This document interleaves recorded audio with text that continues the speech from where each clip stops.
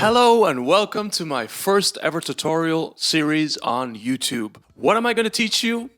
I'm probably not going to teach you that much, but I am going to give you some tips. I've been working with loop stations for 8 years now, and there's loop stations from companies like Boss or Line 6 and many other manufacturers out there. I want to show you how you and your guitar or you and another instrument can do a whole show and you don't need anybody else. You don't even need any other equipment. The only thing you need is your guitar, your voice, and the loop station. Or maybe you've got a violin, or maybe you've got a piano, or you got something else.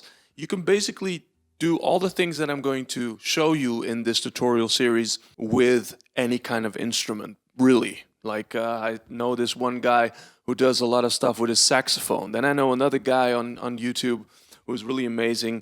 You should check him out. He does it with a keyboard and has this way of like entertaining behind the camera, which is really unusual. It's really, really nice.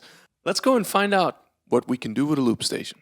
So first of all, have a look at mine. I have a Boss loop station here. I'm no way affiliated with Boss, or am I doing this video to promote their products, but this is the one I've been using for the last few years and it worked great for me. It doesn't mean that it'll work for you. You can use any product. It'll probably do the same thing that you want from it. The first thing I want to talk to you about in this series are pedal notes. I call them pedal notes. Some people might have different names for it, but what they basically are is one tone that keeps repeating itself, and it's actually throughout the whole song you will hear this tone in different chords, but it's always there.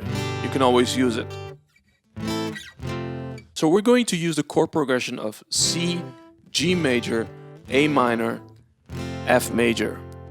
And we're going to use a pedal note C on the high E string. What I'm going to show you is how I record this pedal note and then use it to spice up that chord progression. So we're going to record that right now. Let's start with the pedal note.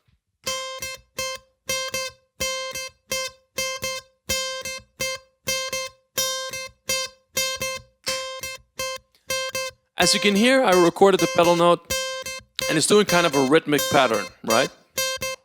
So you're probably thinking to yourself, oh, that's pretty boring. Yes, it still is kind of boring. But what if you add the chords to that? Let's see. It's a 4-bar progression. Here we go.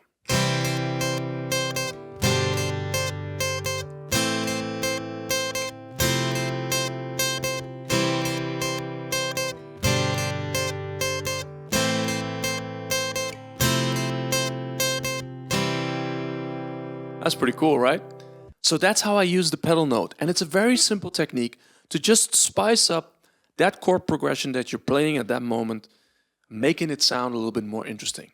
What you need to remember though is that most of the time it's only a root note. So like the C is a C major, it's based on that C major.